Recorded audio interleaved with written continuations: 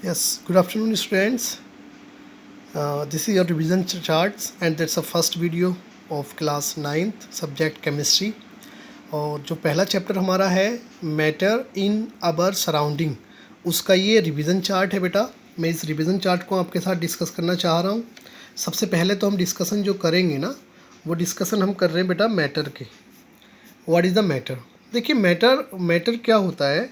Substance which have mass and occupy space are matter. They comprise of very small particles. Normal सी बात है बेटा, जिसमें वजन हो और जो स्पेस को ऑक्यूपाई करता हो, इट्स कॉल्ड द मैटर, उसको हम मैटर कहेंगे। पहली कॉमन थिंग तो ये समझ लीजिए आप बेटा।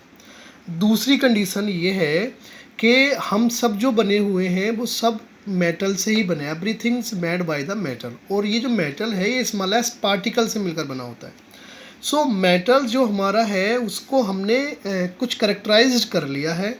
जैसे characterised of particles of metal को कुछ करेक्टराइज में कर लिया है हमने। जैसे particles of metals have space between them. Particles of metal जो भी हो, चाहे लिक्विड हो, सॉलिड हो, लिक्विड हो या गैस हो, सॉलिड हो, लिक्विड हो या गैस हो, देखिए जो प्रॉपर्टी हमारी बेस्ड बनी हुई है, वो प्रॉपर्टी बेस्ड का मीन्स ये है बेटा कि सबसे पहले हम जो शुरुआत करते हैं वो वर्ड से शुरुआत करते हैं, मैटर से। और जो मैटर हमारा है वो डिवाइड होता है बेटा टू पार्ट्स में। एक तो हमारा फिजिकल प्रॉपर्टी में चेंज होता है बेटा, डिवाइड होता है physical properties. And second one is, जो सेकंड वन होती है वो हमारी क्या होती है? केमिकल प्रॉपर्टीज़ होती है। ठीक है, जो फिजिकल प्रॉपर्टी है उसको फिर हमने फर्दर डिवाइड कर रखा है, और वो डिवाइड कर रखा है हमने सॉलिड में, लिक्विड में और गैस में।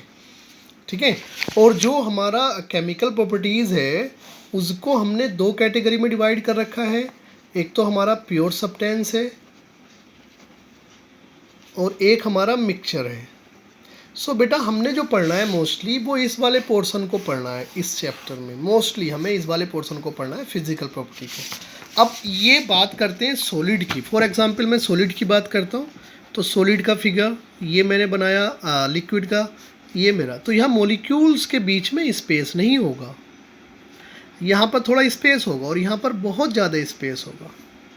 ठीक है, अब देखिए बेटा, return the revision charts. Particles of metals have space between them. There is enough space between particles of metal due to which different particles can intermix with each other. Diffusion can be take place. Okay. And that second point, particles of matter are constituency moving. मतलब लगातार move करते रहते हैं। Particles of matter are the continuously motion. They have kinetic energy, which energy on increase the temperature. This also result in increase of diffusion. Result क्या है इसका? Diffusion increase हो जाता है। Okay, now talking about the particles of matter attract each other. और particle of matter क्या होते हैं? एक दूसरे को अट्रैक्ट करते हैं। Particles of matter have force of attraction between them which keep them together. अब इसी को हमने फिजिकल स्टेट ऑफ मैटर में बात करनी थी हमें। जो हमारी तीन प्रॉपर्टी होती हैं जो मैंने अभी बताया था आपको, सॉलिड होती है, लिक्विड होती है और गैस होती है। Solid they have fix shape and volume, negligible compressibility, maximum force of attraction and least kinetic energy. Second one, they have no fixed shape but definite volume. They have comparatively high diffusion, great space between them and higher kinetic energy to compress to solid. Already बेटा class में मैंने discussion किया है बहुत अच्छे से आपको।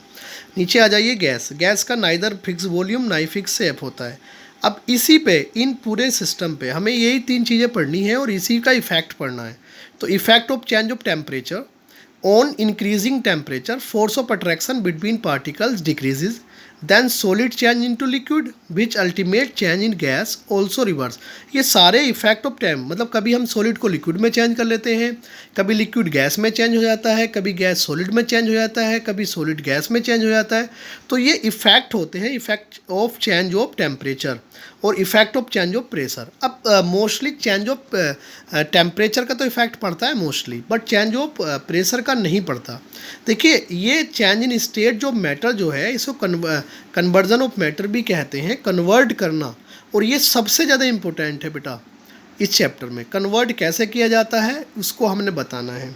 Heat of change of pressure, on increasing pressure gas can be compressed to liquid and then solid provide the temperature is also reduce, this happen due to increase in force of attraction when particles come closer to each other. और ये क्या होते हैं, closure आ जाते हैं। अब ये state समझ लीजिए बेटा क्या है, ये पूरी स्टेट समझ लीजिए क्या है। पहली कंडीशन हमने यहाँ पर लिक्विड को लिखा, यहाँ पर सॉलिड को लिखा, यहाँ पर गैस को लिखा। ये इंटर कन्वर्जन कैसे होता है, अगर हमने सॉलिड को लिक्विड में कन्वर्ट करना है तो हमें मेल्ट करना होगा। मेल्ट ही भी कहते हैं इसको, फ्यूज़न भी कहते हैं, ठीक है। और अगर हमने सॉलिड को लिक्विड में कन्वर्ट करना है तो मेल्टिंग पॉइंट, मेल्ट यूज़ करना होगा। फिर हमने अगर लिक्विड को दोबारा से सॉलिड में कन्वर्ट करना है तो फ्रीजिंग। जैसे बेटा हमारे पास सॉलिड था, आइस थी, मेल्ट किया उसको, वाटर बन गया। वाटर को फिर फ्रीज में रखा हमने तो क्या हो गया, सॉलिड बन गया। तो ये that is the inter conversion. अब हम लिक्विड की बात करते हैं। लिक्विड में क्या, अगर वेपराइजेशन करेंगे, लिक्विफिकेशन करेंगे तो वो गैस में कन्वर्ट हो जाएगा।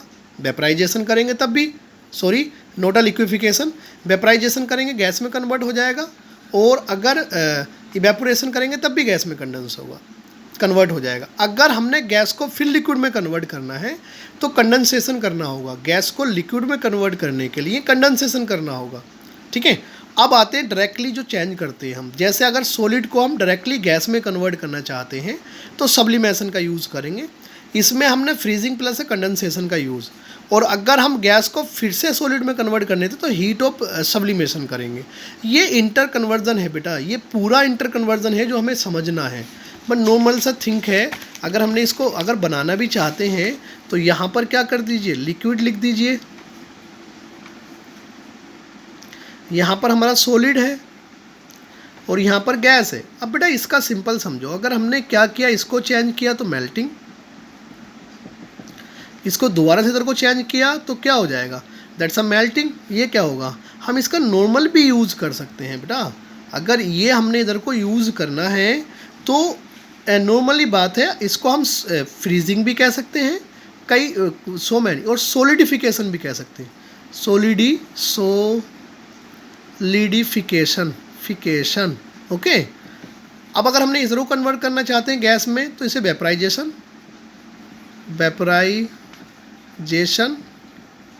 और या इवेपोरेशन। और अगर गैस को इधर कन्वर्ट करना चाह रहे हैं कंडेंसेशन, क्या हो जाएगा, कंडेंसेशन। बस फिर क्या है, डायरेक्टली इधर को इधर कन्वर्ट करना चाह रहे हैं तो ये सॉलिड क्या हो जाएगा, सब्लिमेशन, ठीक है। सो ये हमारा पूरा प्रोसेस है बेटा, पूरा चैप्टर इसी पे बेस्ड है। दूसरा हमने क्या पढ़ा था, हमने इसी चैप्टर में हमने पढ़ा है कि टेम्परेचर को कैसे चेंज करते हैं। टेम्परेचर को चेंज करना, अगर हमारे पास टेम्परेचर चेंज करना है हमें, तो अगर डिग्री सेंटीग्रेड में है, कन्वर्ट करना चाहते हैं केल्विन में, तो +273 ऐड करेंगे, सॉरी माइनस होता है हमारा, पर करेंगे ऐड हम, ठीक है। अब जैसे 10 डिग्री सेंटीग्रेड है, कन्वर्ट करना चाहते हैं केल्विन में, काय में कन्वर्ट करना चाहते हैं, केल्विन में, तो 10 + 273 ओवरऑल कितना, 283 केल्विन। ये हमारा कन्वर्जन है बेटा, ये हमारा कन्वर्जन है। इस चैप्टर में मोस्टली कन्वर्जन यही रहेगा हमारा। हम बात करते हैं कभी कभी डेंसिटी की भी इस चैप्टर में। तो डेंसिटी में ऑलरेडी बता चुका हूँ आप लोगों को, क्या होता है, मास बाई वॉल्यूम। क्या होता है, mass by volume, that is the density. But density क्या होती है, that is the mass by volume. Volume अगर हमें करना है तो क्या होगा, मास बाई वॉल्यूम होगा। तो इस चैप्टर में जो हमने पढ़ना है वो सॉलिड को पढ़ना है, लिक्विड को पढ़ना है, थर्ड गैस को पढ़ना है, इनके सारे प्रोसेस को पढ़ना था, और लास्ट में एक था इवेपोरेशन वाला प्रोसेस।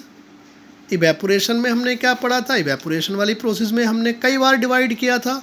जैसे हमारी विंड स्पीड थी नॉर्मली, है ना, टेम्परेचर था, सरफेस एरिया था, ठीक है, ये हमारा इवेपोरेशन में था, ठीक है। इवेपोरेशन का मतलब ये होता है कोई नॉर्मली टेम्परेचर, कोई एक पर्टिकुलर टेम्परेचर नहीं यूज़ करते हैं वहाँ पर, मतलब जैसे हमें पता है 100 डिग्री यूज़ करना, नहीं नहीं नहीं, कुछ भी टेम्परेचर पे, जैसे बारिश होती है और बारिश से पानी अपने आप जो है ऊपर चला जाता है, सब वेपराइज हो जाता है, तो उसी प्रोसेस को वेपराइजेशन कहते हैं। बेटा ये चैप्टर का हमारा समरी हो गया, समरी बेस्ड। बाकी मोस्टली आपको पता ही है। अगर किसी को कोई प्रॉब्लम है तो प्लीज़ टेल मी, ठीक है, आप बता सकते हैं, दोबारा वीडियो बन जाएगी, कोई दिक्कत नहीं है, ठीक है। चलिए बाय बेटा, टेक केयर। और दूसरा आप अपना ख्याल रखिए। ओके बाय बेटा।